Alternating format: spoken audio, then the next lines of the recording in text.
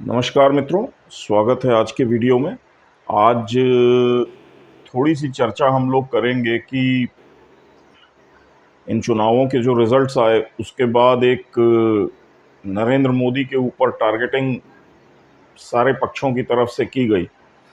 खास तौर से उनका पसमानदा आउटरीच वाला जो एक एजेंडा था, या वो सबका साथ सबका विकास और सबका विश्वास, इस टाइप की बातें एक पर्टिकुलर कम्युनिटी को लेकर के, और कि कैसे उस कम्युनिटी ने इस बार आउट ऑफ द वे जा कर के नरेंद्र मोदी के अगेंस्ट में वोटिंग की और मैसिव स्केल पे वोटिंग हुई against Modi, against BJP.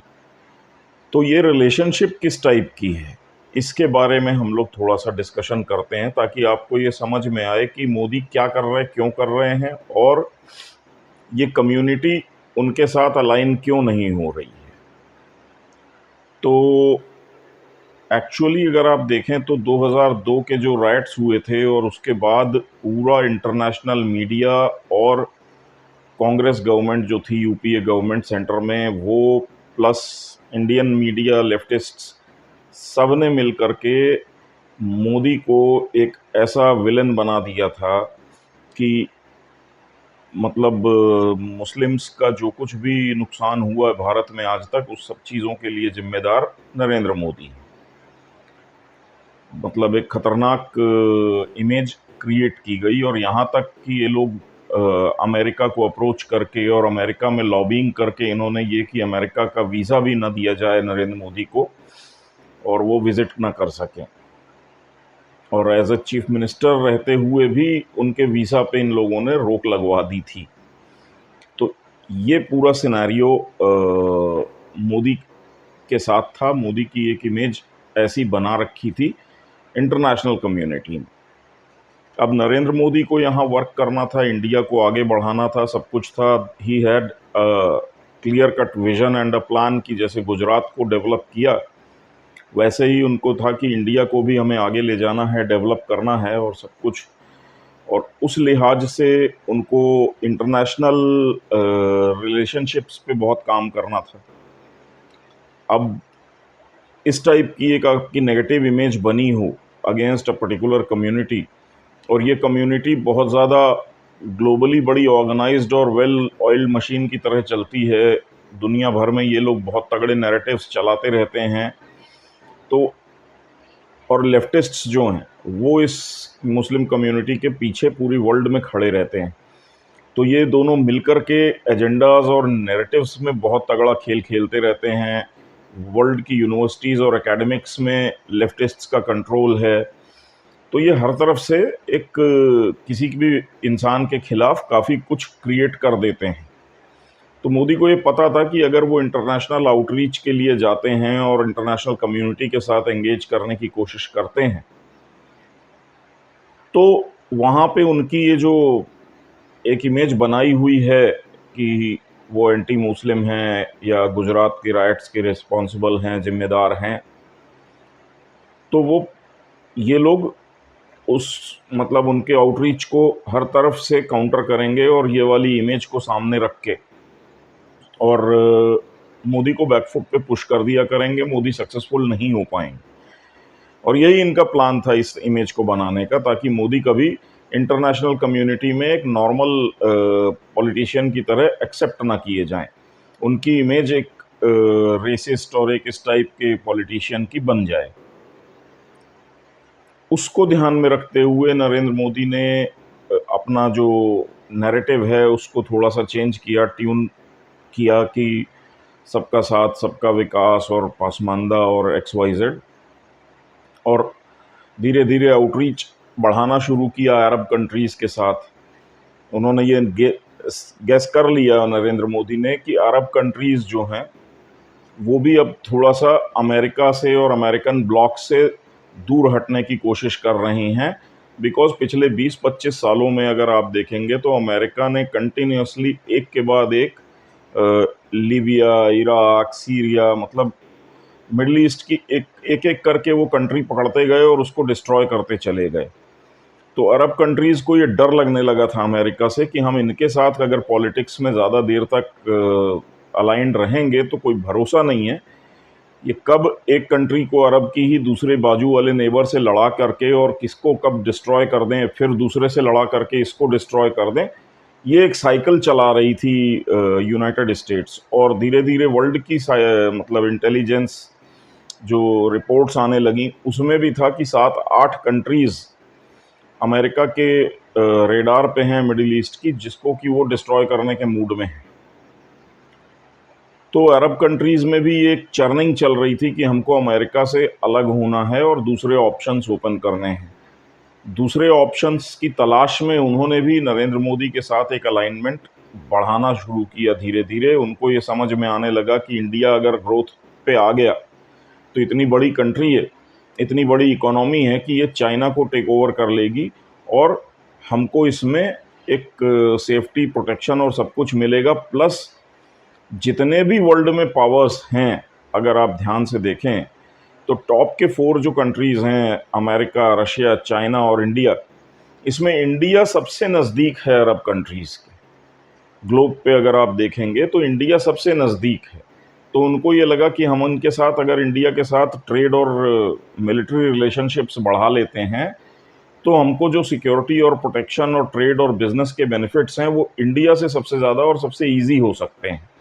Plus 2000-4000 साल पीछे चले जाएंगे तो बिजनेस और ट्रेड रिलेशंस का अरब के साथ और ये मिडिल ईस्ट के साथ भारत का एक बहुत पुराना कनेक्शन कल्चरल लेवल पे, ट्रेड और बिजनेस के लेवल पे आज भी दिखाई देता है, वो तब से चला आ रहा है।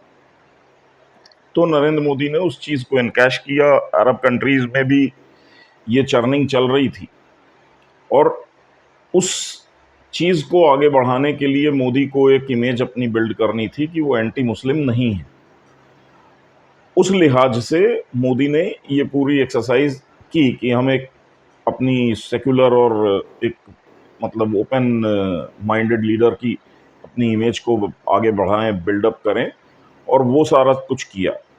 अब आते हैं कि जो हमारा हिंदूवादी या राष्ट्रवादी जो एक क्राउड है जो बीजेपी को सपोर्ट करता है, मोदी को सपोर्ट करता था, वो ये मान के करता था कि मोदी की गुजरात में जो इमेज बनी थी एंटी मुस्लिम की, तो उसके कारण से एक यहाँ पे बहुत बड़ा क्राउड ऐसा था जिसने मोदी को अप्रिशिएट करना शुरू किया as a strong Hindu leader.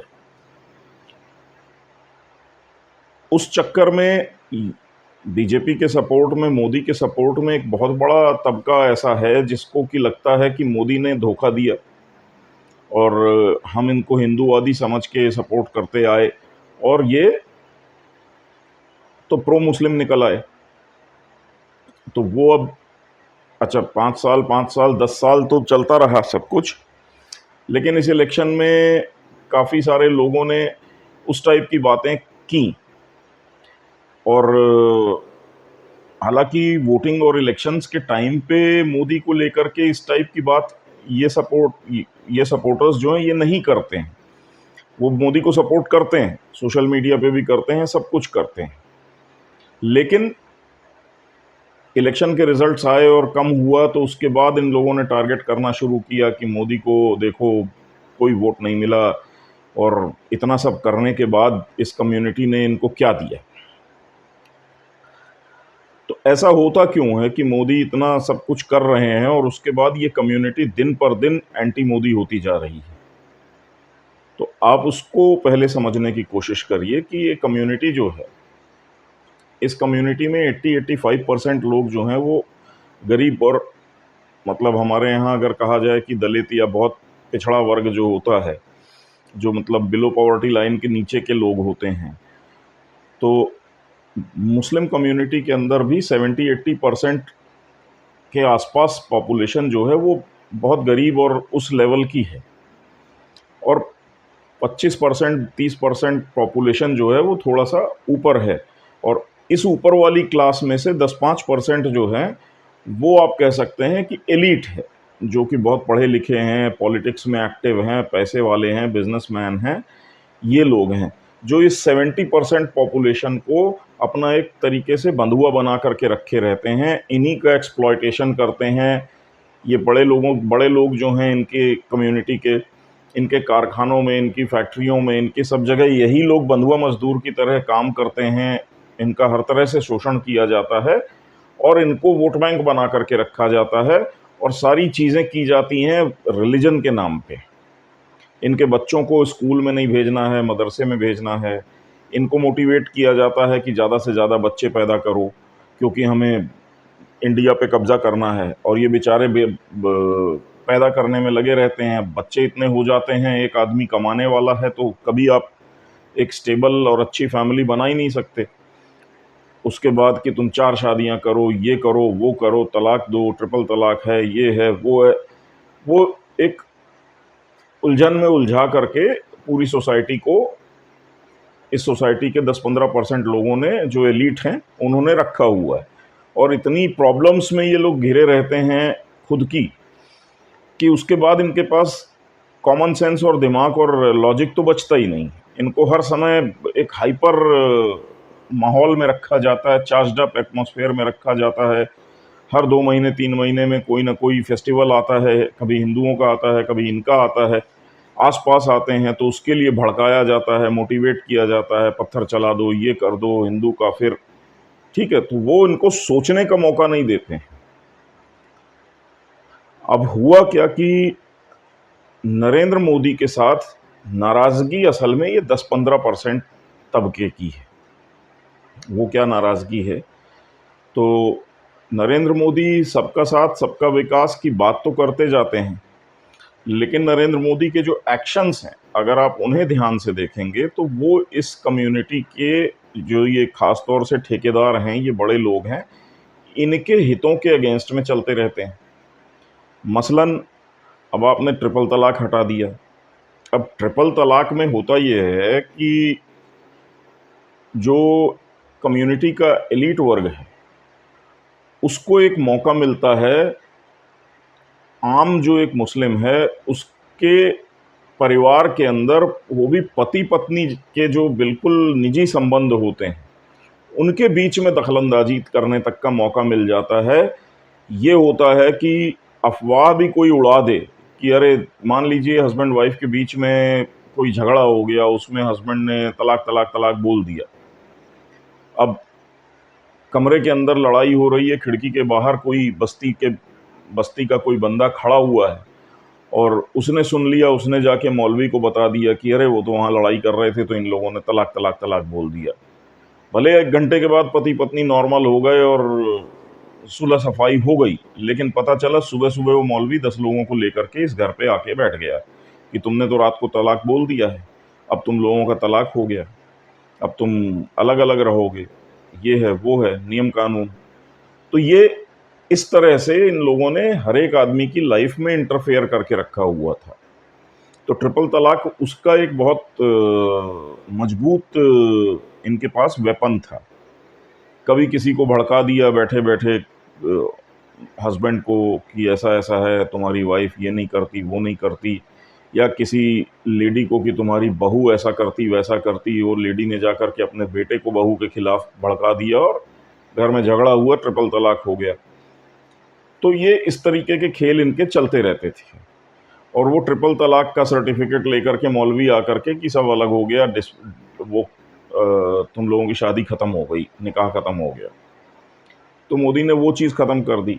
अब वो खत्म कर दी तो एक जो बहुत स्ट्रांग एक पकड़, एक एलीट वर्ग जो मौलवी और बाकी लोग होते हैं उनकी ये पूरे समाज पे होती थी, वो खत्म हो गई। अब आप समझिए कि एक मोहल्ला है, उस मोहल्ले में मान लीजिए 1000 घर हैं, उसमें 5-6 हज़ार लोग रह रहे हैं या 10,000 लोग रह रहे हैं, और वहाँ पे 1 या 2 मस्जिदें हैं। उन 1-2 मस्जिदों के जो मौलवी वगैरह हैं उनके कंट्रोल में ये 5-10 हज़ार लोग हैं। ये 4,000 2,000 जो भी मकान हैं, इसमें 2,000-4,000 जो फैमिलीज़ हैं, ये फैमिलीज़ को कंट्रोल कर रहे हैं ये 2-3 मौलवी, और हर तरह से इनका एक्सप्लॉयटेशन कर रहे हैं। तो उसका एक जो बड़ा लेवरेज था ट्रिपल तलाक वाला, वो उड़ा दिया।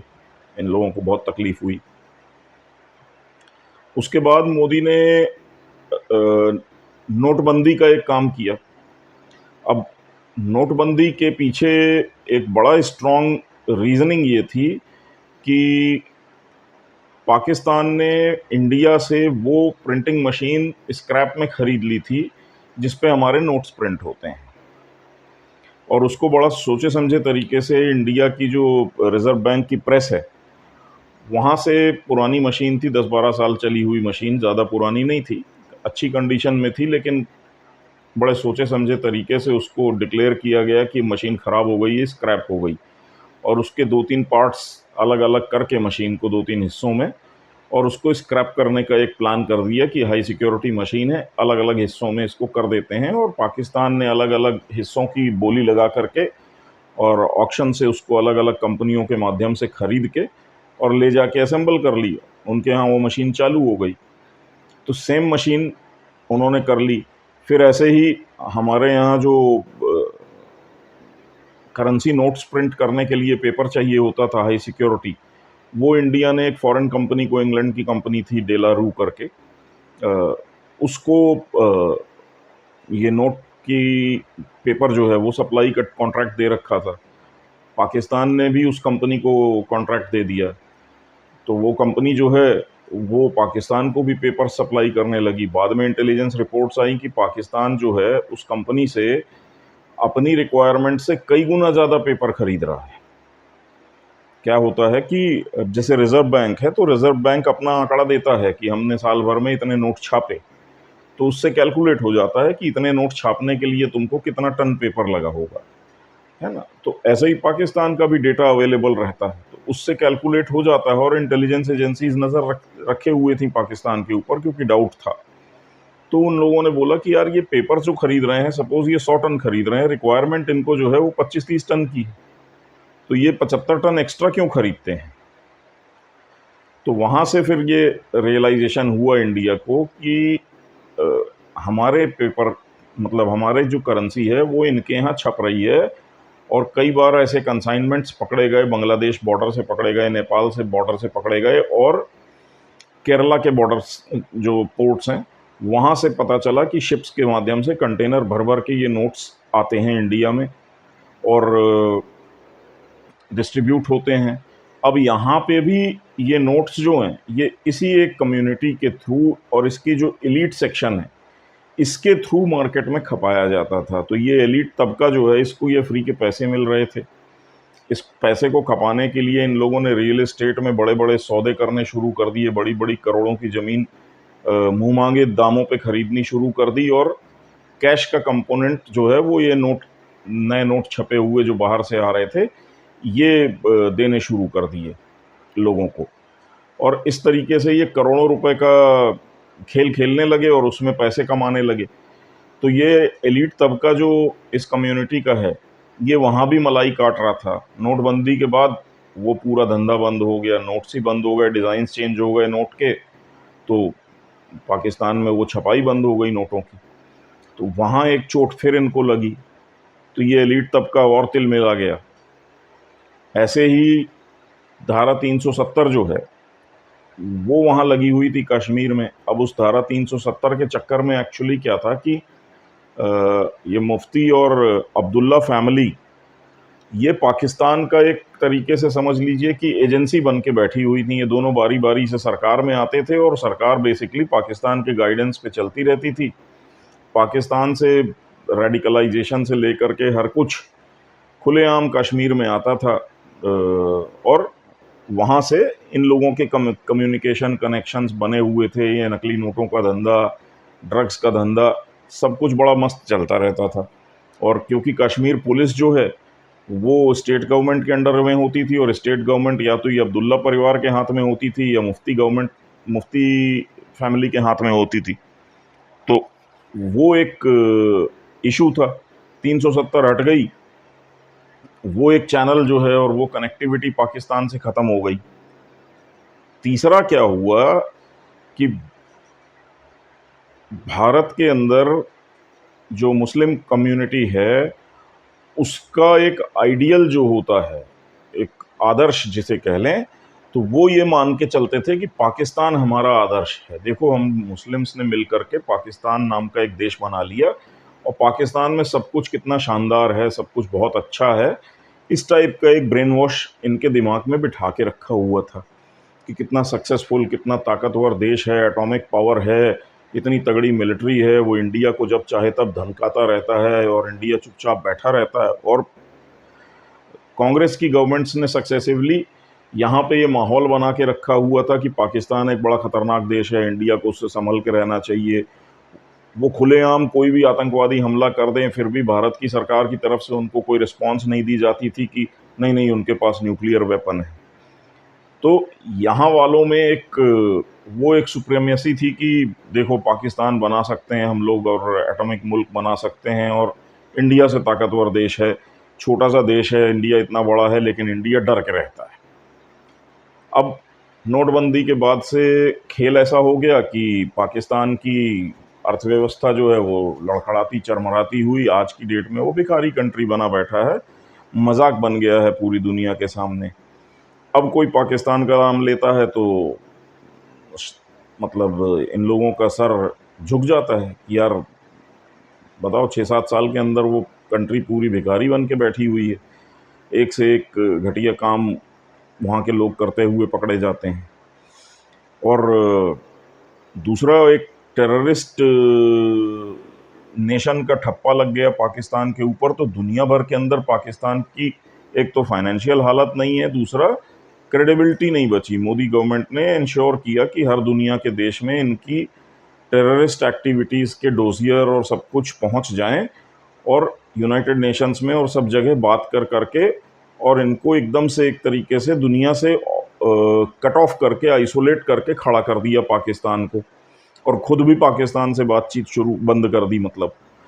तो उस चक्कर में क्या है कि यहाँ के जो मुस्लिम कम्युनिटी है और यहाँ की जो मुस्लिम कम्युनिटी की एलीट तबका है, जो अपने ये अनपढ़ किस्म का जो एक गरीब तबका था, 70-80% भीड़ झुंड, इसको जो माइंड कंट्रोल करते थे पाकिस्तान की एक बड़ी शानदार इमेज दिखा के, तो अब सोशल मीडिया पे जो वीडियोस आते रहते हैं और सब कुछ होता रहता है, उसमें ये भीड़ और गरीब तबका जो है ये भी देख रहा है कि पाकिस्तान तो फेल कंट्री है।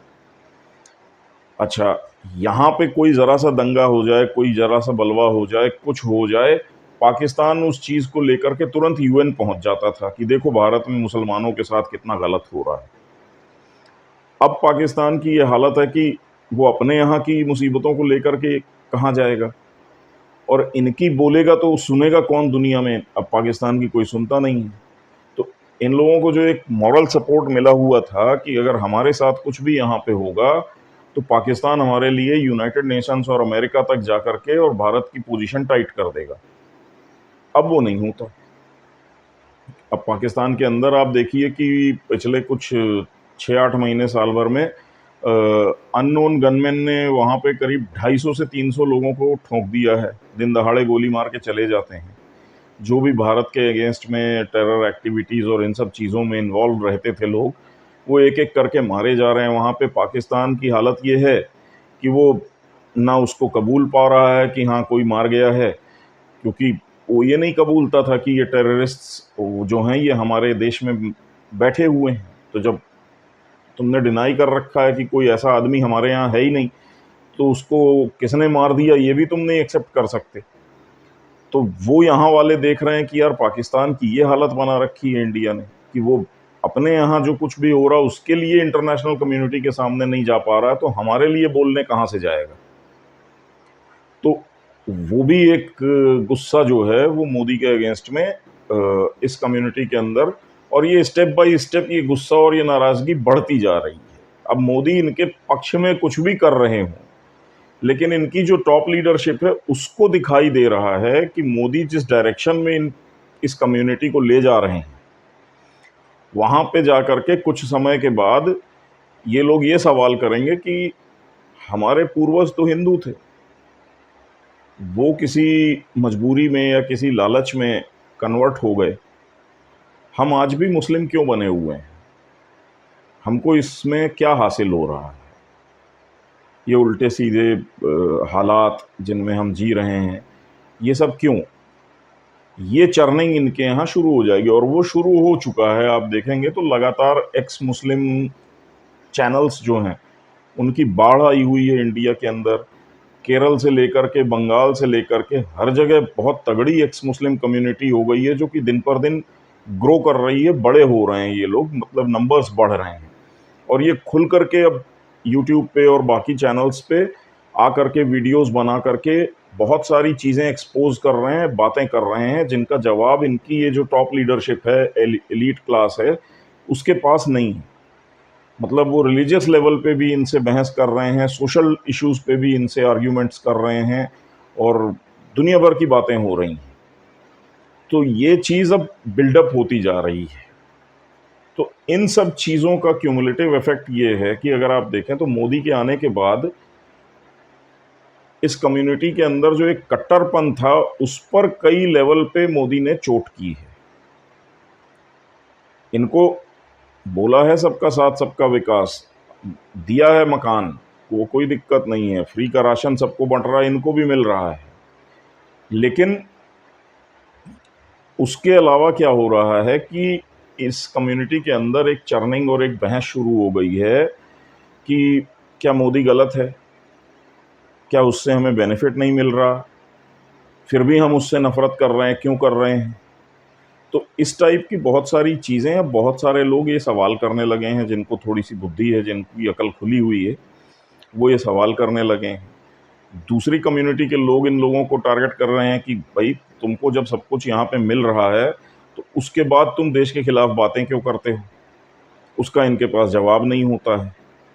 तो अब ये हर जगह से कॉर्नर पे आ रहे हैं, और सोशल मीडिया पे इनका जो ये एलीट तबका था, जो जर्नलिस्ट होते थे, जो बुद्धिजीवी कहलाते थे, अब वो बात बात पे जब कुछ नैरेटिव चलाने की कोशिश करते हैं तो वो भी टारगेट हो जाते हैं।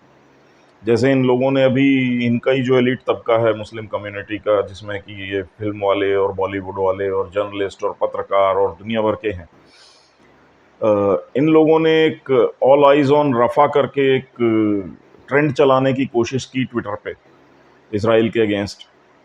अब ऑल आइज ऑन रफा इन्होंने ट्रेंड चलाया, और एक पोस्ट जो है वो सबने पोस्ट करनी शुरू की, और 100 सवा 100 के करीब बॉलीवुडियों ने पोस्ट मार दी ट्विटर पे। और उसके बाद इधर से जो हिंदू नेशनलिस्ट्स हैं, इन्होंने जब बैकलैश दिया है और एकदम से रगड़ना शुरू किया इन लोगों को, तो ये 100 सवा 100 लोग जो हैं, मैक्सिमम लोग अपनी ट्वीट पोस्ट वगैरह डिलीट करके भाग गए, और 12 से 16 घंटे के अंदर इनका वो जो एक नैरेटिव चलाने का प्लान था, वो घुटने पे आ गया, ख़त्म हो गया। तो अब ये जो माहौल बनता जा रहा है, इसमें इनका एलीट तबका जो है वो बड़ा एक अपने आप को एक कोने में धकेला जाने वाला वो होता महसूस कर रहा है कि यार, अब हमारे पास मूवमेंट के लिए, भाग दौड़ के लिए जगह नहीं बची है। हम पाकिस्तान के पास नहीं जा सकते हैं किसी तरह की हेल्प के लिए, अमेरिका जो है वो भी नहीं सुनता है, अरब कंट्रीज़ जो हैं वो भी मोदी के अगेंस्ट कोई बात सुनने को तैयार नहीं है। तो ये हर तरफ से इनके जो सपोर्ट्स थे वो काट दिए गए हैं। अब अब आप समझिए, अब as a stand alone community, ये कम्युनिटी कितनी दिन तक इंडिया के अंदर हिंदुओं के बीच में सरवाइव करेगी, जहां इनके पास कोई आइडियोलॉजिकल बेस नहीं है। मतलब अगर आप कंपेयर करें हिंदुइज्म से, तो उसके सामने इनके पास इंटेलेक्चुअल लेवल पे कुछ भी नहीं है, क्योंकि इनके जो कुछ भी कॉन्सेप्ट्स और आइडियाज़ हैं, जो होली फिलॉसफी है इनकी, रिलीजियस फिलॉसफी है, उसकी तो एक्स मुस्लिम्स ने बैंड बजा रखी। उन एक्स मुस्लिम्स का ही ये इनके मौलवी और मौलाना जो है, इन्हीं की बुक्स से जो सवाल उठा रहे हैं वो लोग, उसका ये जवाब नहीं दे पाते हैं। तो ये जो पोजीशन बना करके रख दी है, इसमें इनको दिख रहा है कि हम बहुत ज़्यादा दिनों तक ये जो पूरा झुंड है, ये 70-80% का, इसको होल्ड कर नहीं पाएंगे। ये बगावत करके बाहर निकलेगा, क्योंकि इसमें धीरे धीरे बुद्धि आनी शुरू हो जाएगी और इसको बातें समझ में आने लगेंगी। और सच में अगर आप देखें तो ये जो बिल्कुल दिमाग से पैदल कह लीजिए, या बिल्कुल लो क्लास का जो तबका है, इसके अंदर आज की डेट में बहुत सारे लोग ऐसे हैं, स्पेशली जो यंग क्राउड है, वो चुपचाप अकेले में बैठ करके ये एक्स मुस्लिम चैनल्स देखता है, और एक्स मुस्लिम चैनल देखने के बाद वो धीरे धीरे आपस में खुसुर पुसुर करके, और जिन इश्यूज को लेकर के ये एक्स मुस्लिम अपने चैनल पे एक एक घंटा 2-2 घंटे की लाइव चलाते हैं। उन इश्यूज को लेकर के वो अपनी कभी किताबों में ढूंढने की कोशिश करता है कि ये लोग जो बोल रहे हैं सही है, या कभी किसी मौलवी मौलाना या किसी जिसको नॉलेज है बुक के बारे में, अपनी होली बुक्स के बारे में, उनसे डिस्कस करने की कोशिश कर रहा है। और उसको बार बार ये चीज़ साबित हो रही है कि ये एक्स मुस्लिम्स जो इश्यूज रेज कर रहे हैं वो सही है, इनकी किताबों में वहाँ पे वो चीज़ें गलत लिखी हुई हैं, और उसका भी इनके पास कोई तोड़ नहीं है। अच्छा, कोई अगर पाकिस्तान टाइप की कंट्री होती, फुल इस्लामिक कंट्री होती और वहाँ शरिया का निज़ाम होता, तो ये एलीट क्लास जो है ये भीड़ बना करके जा करके उस एक्स मुस्लिम को कहीं ना कहीं से ढूंढ ढांड के जिंदा जला देती कि इसने ब्लास्फेमी की है। लेकिन इंडिया के अंदर क्योंकि लॉ से उनको प्रोटेक्शन मिला हुआ है, फ्रीडम ऑफ एक्सप्रेशन मिली हुई है पार्लियामेंट से, कॉन्स्टिट्यूशन से, वो लोग ये बोल रहे हैं, ये लोग कुछ करने की पोजीशन में नहीं है।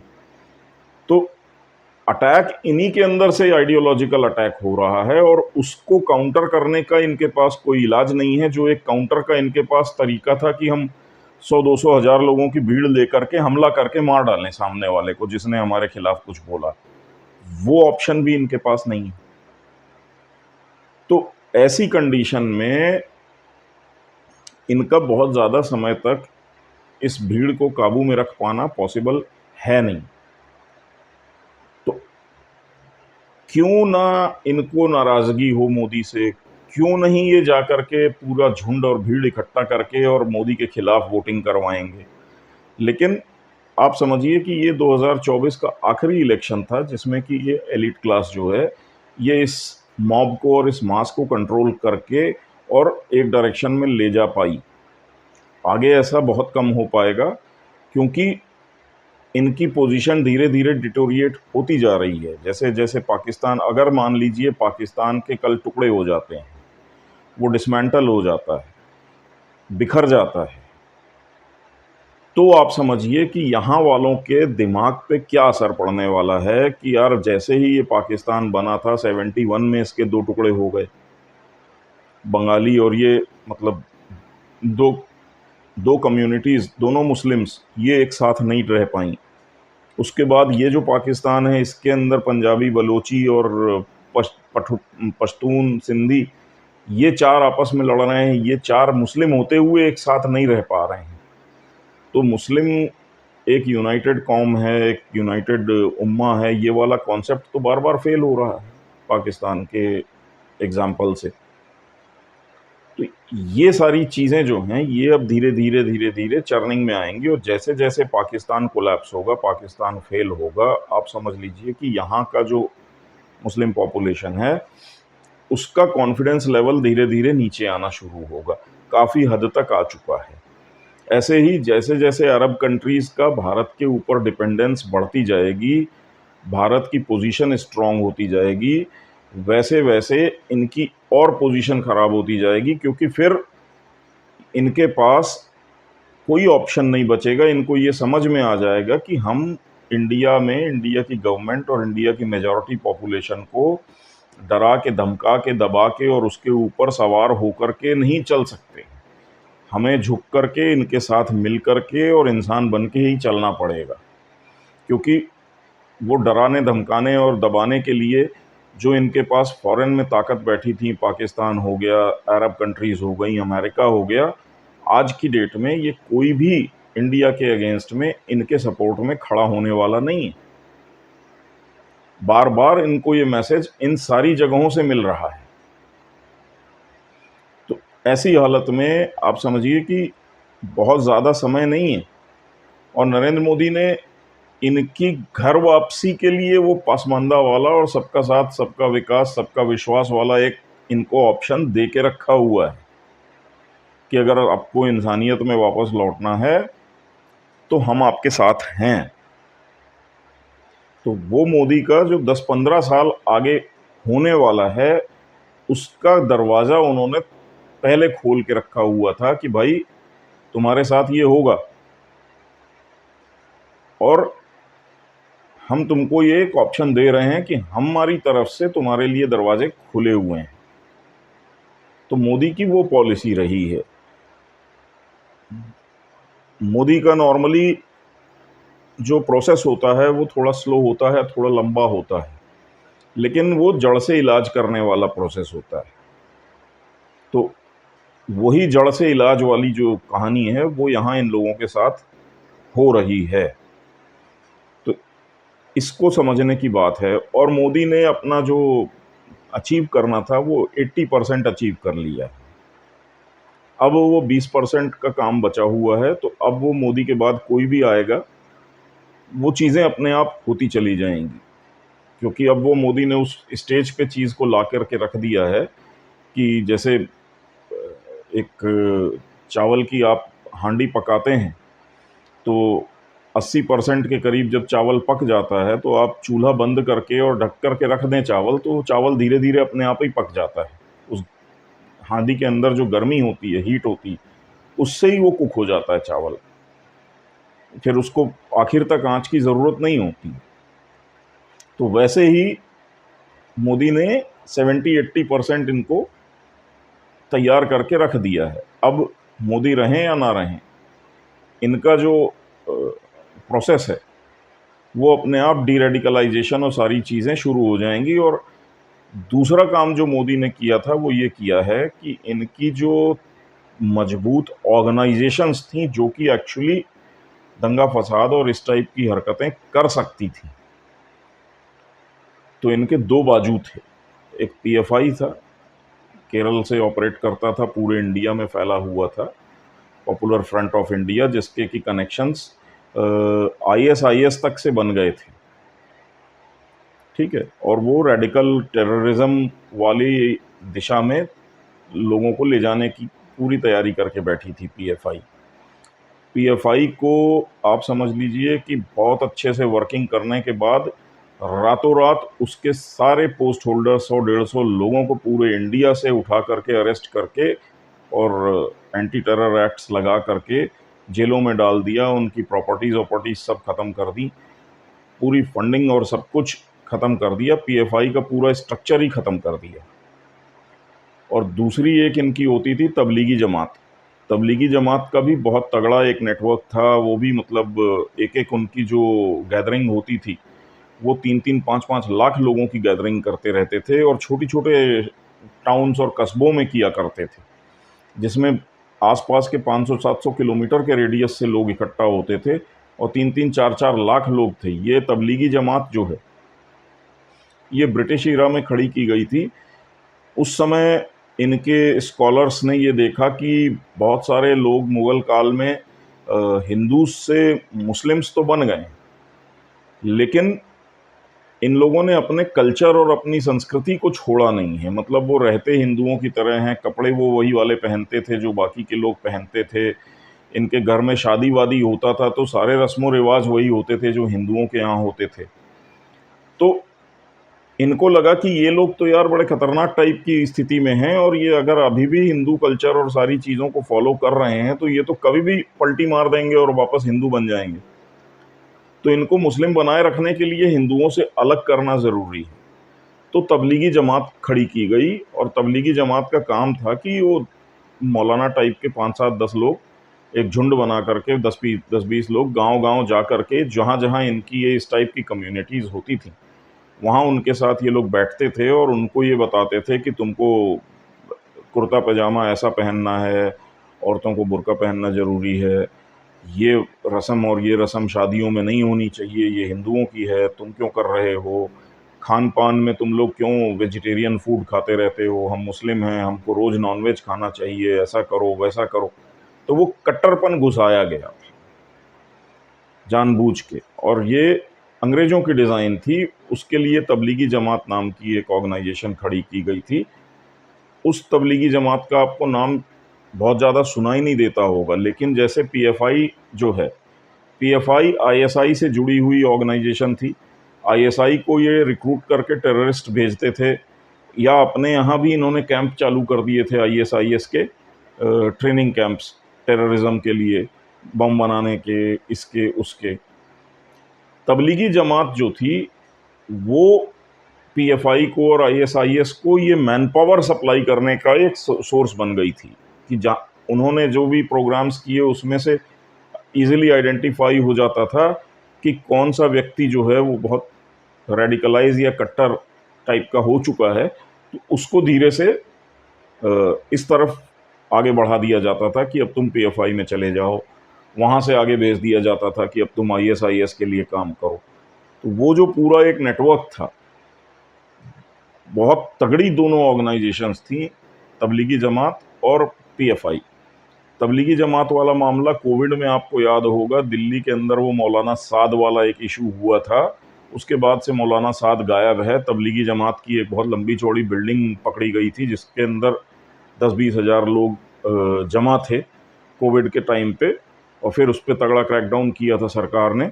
उसके बाद से ना आपको तबलीगी जमात का नाम सुनाई दिया होगा, ना मौलाना साद का नाम सुनाई दिया होगा, कहाँ हैं, क्या कर रहे हैं, और ना इनका फिर उसके बाद कोई बड़ी गैदरिंग या कुछ ऐसा हुआ। बाद में ये हुआ कि तबलीगी जमात, इंडिया और पाकिस्तान दोनों की तबलीगी जमातों को सऊदी अरब ने बैन कर दिया अपने यहाँ, ये कह के कि ये टेररिस्ट भर्ती करने का एक पूरा प्रोग्राम है और हमें ये चाहिए ही नहीं। तो ये सारे काम जो हैं ये नरेंद्र मोदी ने पीछे से बैकग्राउंड से कर दिए हैं। तो इनके जो मतलब तमाम तरह के पर निकले हुए थे, वो पर सारे कतर दिए हैं, और वो सबका साथ सबका विकास का चारा ज़मीन पे डाल दिया है कि अब भाई तुम लोग इधर उधर उड़ना बंद कर दो, यहीं ज़मीन पे बैठो और ये चारा खाओ। तो ये मोदी का वर्किंग स्टाइल है, क्योंकि वो नॉर्मली इस चीज़ को देख करके चलते हैं कि मैं अगर कन्फ्रंटेशन में जाऊंगा तो दंगा फसाद खून खराबा होगा, उसमें एक तो देश के अंदर स्टेबिलिटी ख़राब होती है, बिजनेस और बाकी सारी चीज़ों का माहौल ख़राब होता है, और इकोनॉमिक ग्रोथ और बाकी सारी चीज़ें जो हैं वो हमारे लिए बहुत इम्पॉर्टेंट इश्यूज़ हैं, टारगेट्स हैं, उनको डिस्टर्ब नहीं करना है। प्लस खून खराबा होगा तो हमारे लोग भी नुकसान होंगे, हमारे लोगों की भी जानें जाएंगी, सब कुछ होगा। तो ये माहौल बनने ही मत दो। तो दूसरा तरीका क्या होता है? तो दूसरा तरीका ये होता है कि आप किसी को थप्पड़ भी मारो, सहलाते भी रहो, मतलब उसे रोने भी मत दो। तो वो वाली स्थिति है कि जैसे बहुत सारे लोग करते हैं कि बच्चे बदमाशी कर रहे हैं तो उसे थप्पड़ दे देते हैं, जैसे ही वो रोने लगता है उसे चॉकलेट दे देते हैं, वो चुप हो जाता है बच्चा, लेकिन उसे याद रहता है मेरे को थप्पड़ पड़ा था, किस चीज़ के लिए पड़ा था वो याद रहता है। अगली बार गलती करता है, फिर दूसरा थप्पड़ पड़ता है, फिर एक चॉकलेट दे दी जाती है, तो वो उसको याद होता है कि यार ये गलती करूंगा तो थप्पड़ पड़ेगा। तो मोदी ने वो वाला एक स्ट्रैटजी इनके साथ अडॉप्ट कर रखी है, इंग्लिश में कैरेट एंड स्टिक टाइप की बोला जाता है कि भाई शराफत से साथ में चलो तो तुमको कुछ खाने पीने को दे देंगे, नहीं तो हम डंडा तो हाथ में ले ही हुए हैं। तो ये वो कैरेट एंड स्टिक अप्रोच के साथ मोदी ने इस कम्युनिटी को डील किया है। और इनके जो टॉप के लोग हैं, क्योंकि उनका सबसे ज़्यादा नुकसान हो रहा है, धीरे धीरे उनको ये समझ में आ रहा है कि ये पूरी कम्युनिटी के ऊपर से हमारा कंट्रोल ख़त्म हो रहा है। और इस बार इन लोगों ने ये बेवकूफ़ी कर ली कि बीजेपी को खुल के अपोज कर दिया और लाइन लगा लगा करके इतना हैवी वोटिंग करवाई है मोदी के अगेंस्ट, बीजेपी के अगेंस्ट में, कि गवर्नमेंट तो मोदी की वापस आ गई।